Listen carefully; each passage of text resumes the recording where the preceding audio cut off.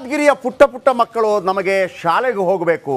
ಯಾದಗಿರಿ ಅಂತ ಊರಿದೆಯಲ್ಲ ವೀಕ್ಷಕರೇ, ನೀವು ನೋಡ್ತೀರಿ SLCಯಲ್ಲಿ ಯಾರು ಫಸ್ಟು, ಯಾರು ಸೆಕೆಂಡು, ಯಾವ ಜಿಲ್ಲೆ ಫಸ್ಟು, PUCಯಲ್ಲಿ ಯಾವ ಜಿಲ್ಲೆ ಫಸ್ಟು, ಇದೆಲ್ಲ ನೋಡಿದಾಗ ಯಾದಗಿರಿ ನಮ್ಮ 27, 28 ಈ ಥರ ಬರ್ತಾ ಇರುತ್ತೆ.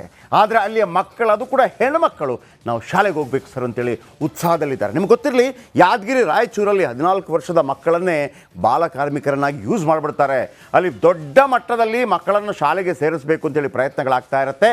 ಮಕ್ಕಳು ರೆಡಿ ಇದ್ದಾರೆ, ನಮ್ಮ ಮಕ್ಕಳು ರೆಡಿ ಇದ್ದಾರೆ. ಆದರೆ ಮಕ್ಕಳು ನಡ್ಕೊಂಡು 5-6 ಕಿಲೋಮೀಟ್ರ್ ಹೋಗಬೇಕು.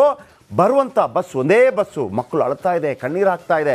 ಆದರೆ ಯಾವಾಗ ಸೂಪರ್ 3ಯಲ್ಲಿ ಸುದ್ದಿ ಪ್ರಸಾರವಾಯಿತು, ಮಕ್ಕಳು ಕಣ್ಣೀರು ಹೋಗಿ ಸಂತೋಷದಲ್ಲಿ ತೇಲಾಡ್ತಾ ಇದ್ದಾರೆ. ಇದು super 3 big impact. Superman ಆಗಿ ಬಂತು ಸೂಪರ್ 3, ಮಕ್ಕಳ ಪಾಲಿನ ಸೂಪರ್ ಮ್ಯಾನ್. ಮಕ್ಕಳ ಪಾಲಿನ ಸೂಪರ್ ಮ್ಯಾನ್ ಆಗಿ ಬಂತು ಸೂಪರ್ 3. ಗ್ರಾಮಕ್ಕೆ ಬಸ್ ಬಂತು. ಬಸ್ಗಾಗಿ ಕಣ್ಣೀರಿಡ್ತಾ ಇದ್ದ ಮಕ್ಕಳು, ಶಾಲೆಗೆ ಹೋಗೋ ಮಕ್ಕಳು ಫುಲ್ ಖುಷ್. ಜನಪ್ರತಿನಿಧಿಗಳೇ ಕಾರಣದ ಗ್ರಾಮದಲ್ಲಿ ಮ್ಯಾಜಿಕ್ ಮಾಡಿದೆ ಸೂಪರ್ 3. ಇನ್ಮೇಲೆ ಒಂದಲ್ಲ, ಟೋಕಾಪುರಕ್ಕೆ 2 ಬಸ್ ಬಿಡ್ತಾ ಇದ್ದಾರೆ.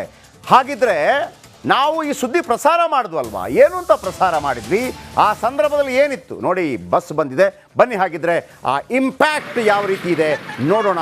ಇದು ಸೂಪರ್ 3ಯ 2ನೇ ಇಂಪ್ಯಾಕ್ಟ್. 1ನೇ ಇಂಪ್ಯಾಕ್ಟ್ ಆಮೇಲೆ ಹೇಳ್ತೀನಿ, 2ನೇ ಇಂಪ್ಯಾಕ್ಟ್ ನೋಡ್ಕೊಂಬರೋಣ.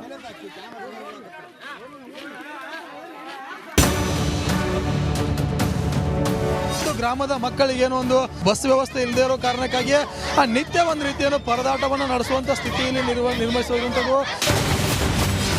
ದಿನಾಂಕ 8/7/2024, ಸಮಯ ಮಧ್ಯಾಹ್ನ 12 ಗಂಟೆ. ಬಸ್ ಇಲ್ಲದೆ ಸ್ಟೂಡೆಂಟ್ಸ್ ಪರದಾಡುತ್ತಿದ್ರು.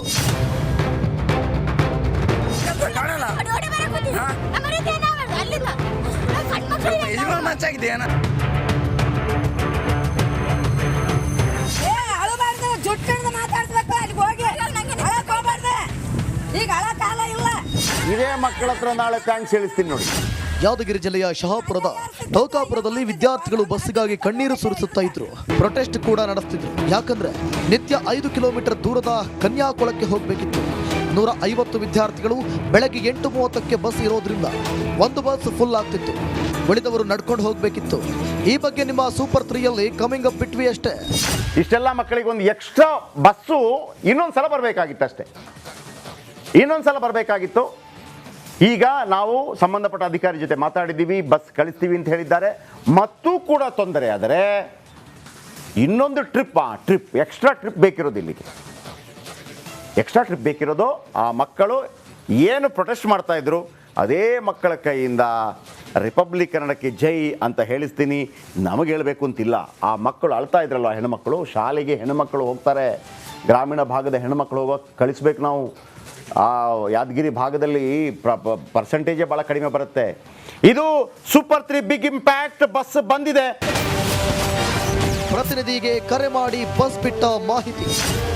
ನಮ್ಮ ಯಾದಗಿರಿ ಪ್ರತಿನಿಧಿ ನಾಗರಾಜ್ಗೆ ಕರೆ ಮಾಡಿದ KKRTC DC ಸುನಿಲ್ ಬಸ್ ಬಿಡ್ತೀವಿ ಅಂತ ತಿಳಿಸಿದ್ರು. ಬಸ್ ಬಂತು. ಬಸ್ ಸ್ಟೂಡೆಂಟ್ಸ್ ಖುಷ್.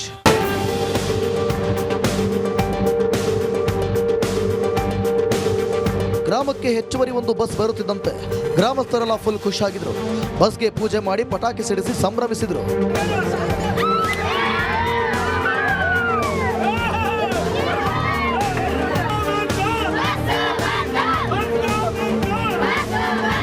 ಬಸ್ ಬಂದಿದ್ದಕ್ಕೆ ಸೂಪರ್ 3ಗೆ ವಿದ್ಯಾರ್ಥಿಗಳು, ಗ್ರಾಮಸ್ಥರು ಥ್ಯಾಂಕ್ಸ್ ಕೂಡ ಹೇಳಿದರು. ಪ್ರಾಬ್ಲಮ್ ಇತ್ತು. ರಿಪಬ್ಲಿಕ್ ಕನ್ನಡ ಮಾಧ್ಯಮದವರು ಬಂದು ಆ ಬಸ್ಸು ಬರೋ ಹಾಗೆ ಸಾಲ್ವ್ ಮಾಡಿ ಕೊಟ್ಟರು. Republic Kannada channel bus problem ಇತ್ತು, ಅದು ಇವತ್ತು ಸಾಲ್ವ್ ಮಾಡಿಕೊಟ್ಟಿದ್ದೆ.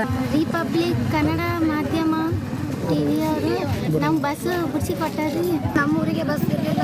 ಬಸ್ ಬಿಟ್ಟಿದ ಸಲುವಾಗಿ ಧನ್ಯವಾದಗಳು. ನಮಗೆ ತುಂಬ ಖುಷಿಯಾಗುತ್ತೆ. ರಿಪಬ್ಲಿಕ್ ಕನ್ನಡ ಮಾಧ್ಯಮದವರಿಗೆ ನನ್ನ ಪರವಾಗಿ ಧನ್ಯವಾದಗಳು. ನಮ್ಮ ಟೋಕಾಪುರ ಗ್ರಾಮಕ್ಕೆ ಬಸ್ಸಿಂದ ಮೂಲ ಸೌಕರ್ಯ ಇದ್ದಿದ್ದಿಲ್ಲ. ಭಾಳ ದಿನದಲ್ಲಿಂದ ಮಕ್ಕಳಿಗೆ ತೊಂದರೆ ಆಗ್ತಿತ್ತು. ಶಾಲೆ ಹುಡುಗರಿಗೆ ಹೆಚ್ಚಿನ ತೊಂದರೆ ಆದ ಕಾರಣ ರಿಪಬ್ಲಿಕ್ ಕನ್ನಡ ಮಾಧ್ಯಮದವರು ಸೂಪರ್ 3 ಅನ್ನೋ ಕಾರ್ಯಕ್ರಮದಲ್ಲಿ ಸುದ್ದಿ ಪ್ರಸಾರ ಮಾಡಿದರು.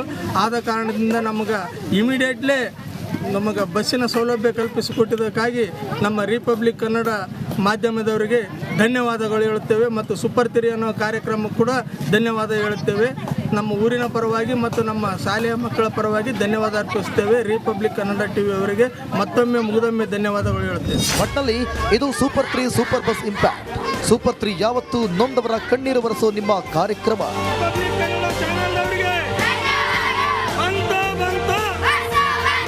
ಇದೇ ಮಕ್ಕಳ ಹತ್ರ ನಾಳೆ ಥ್ಯಾಂಕ್ಸ್ ಹೇಳಿಸ್ತೀನಿ ನೋಡಿ.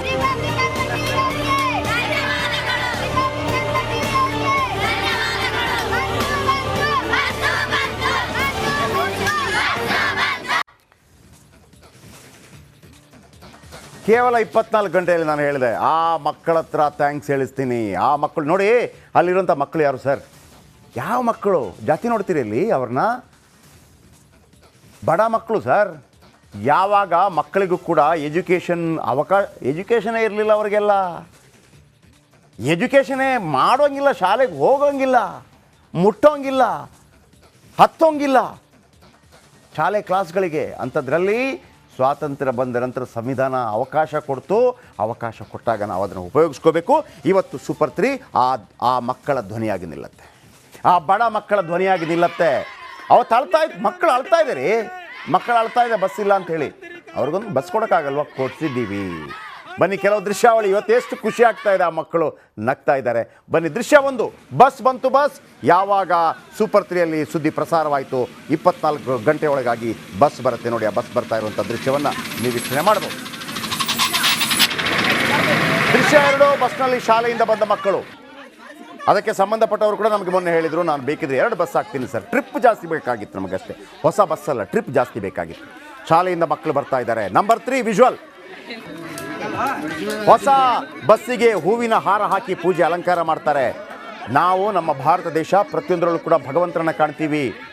ವಾಹನಕ್ಕೂ ಕೂಡ ನಾವು ಪ್ರತಿ ವರ್ಷ ಕೂಡ ಆಯುಧ ಪೂಜೆ ಮಾಡ್ತೀವಿ, ನಮ್ಮನ್ನು ಚೆನ್ನಾಗಿಟ್ರಪ್ಪ ಅಂತೇಳಿ. ಆ ಮಕ್ಕಳು ನೋಡಿ, ಹೆಣ್ಮಕ್ಕಳು. ಯಾವ ಜಾತಿ ಸರ್ ಆ ಮಕ್ಕಳು ಗೊತ್ತಾ? ನಮಗೆ ಗೊತ್ತಿಲ್ಲ. ಆದರೆ ನಮ್ಮ ದೇಶದ, ನಮ್ಮ ಸಮಾಜದ ಮಕ್ಕಳು. ಆ ಮಕ್ಕಳನ್ನು ನೋಡಿದಾಗ ಒಂದಂತೂ ಗೊತ್ತಾಗುತ್ತೆ, ಪಾಶ್ ಫ್ಯಾಮಿಲಿ ಅಲ್ಲ, ರಿಚ್ ಫ್ಯಾಮಿಲಿ ಅಲ್ಲ, ಯಾವುದೋ ಬಡ ಫ್ಯಾಮಿಲಿ. ನಾಳೆ ಇದೇ ಮಕ್ಕಳು ಈ ಜಿಲ್ಲೆಯ ಜಿಲ್ಲಾಧಿಕಾರಿ ಆಗ್ಬೋದು, ಎಜುಕೇಷನ್ನ ಪವರ್, ತಹಶೀಲ್ದಾರ್ ಆಗ್ಬೋದು, MLA MP ಬಿಟ್ಟಾಕಿ ಸೈಡ್ ಗಿಡಿ, ಅದು ದುಡ್ಡಿದ್ದವರ ಆಟ. ಇದು ತಲೆ ಎಲ್ರಿಗೂ ಕೊಟ್ಟಿದ್ದಾನೆ ಭಗವಂತ, ಯೂಸ್ ಮಾಡಬೇಕು. ನೋಡಿ ಆ ಮಕ್ಕಳು ಎಷ್ಟು ಖುಷಿ ಪಡ್ತಾ ಇದೆ. ಆ ಹೆಣ್ಮಕ್ಳು ನೋಡ್ರಿ. ರಿಪಬ್ಲಿಕ್ ಕನ್ನಡ ಮಾಧ್ಯಮದವರಿಗೆ, ರಿಪಬ್ಲಿಕ್ ಕನ್ನಡ ಮಾಧ್ಯಮದವರಿಗೆ, ಸೂಪರ್ 3 ಕಾರ್ಯಕ್ರಮದವರಿಗೆ ರಿಪಬ್ಲಿಕ್ ಕನ್ನಡ. ಈಗ ತೋರಿಸ್ಲಾ ನಿಮಗೆ 2 ದೃಶ್ಯ ತೋರಿಸ್ಲಾ? ಮಕ್ಕಳು ಹೆಂಗೆ ಅಳ್ತಾ ಇದ್ರು, ಈಗ ಎಷ್ಟು ಸಂತೋಷ ಪಡ್ತಾ ಇದ್ದಾರೆ. ಮೊನ್ನೆ ಹೇಳಿದೆ ತಾನೇ, ಆ ಮಕ್ಕಳ ಹತ್ರ ಖುಷಿ ತರಿಸ್ತೀನಿ. 2 ದೃಶ್ಯಾವಳಿ ನೋಡಿ. ಕಾರ್ಯಕ್ರಮ ಬಸ್ ಇಲ್ಲದೆ ಪರದಾಟ, ಅಳ್ತಾ ಇದ್ರು ಮಕ್ಕಳು. ಅಳ್ತಾ ಇರೋ ದೃಶ್ಯ ಹಾಕಿ ದಯವಿಟ್ಟು. ಈಗ ಬಸ್ ಬಂದಿ ನೋಡಿ, ಅಳ್ತಾ ಇದೆ ಮಕ್ಕಳು ನೋಡಿ, ಅಳ್ತಾ ಇದೆ. ಎಲ್ಲಿ ನಡ್ಕೊಂಡು ಬಂದಿರಿ ನೀವು? ಸ್ಟಾಪ್ ಮಾಡಂದ್ರೆ ಮಾಡ್ಲಿ. Republic Kannada TV ಮಾಧ್ಯಮದವರಿಗೆ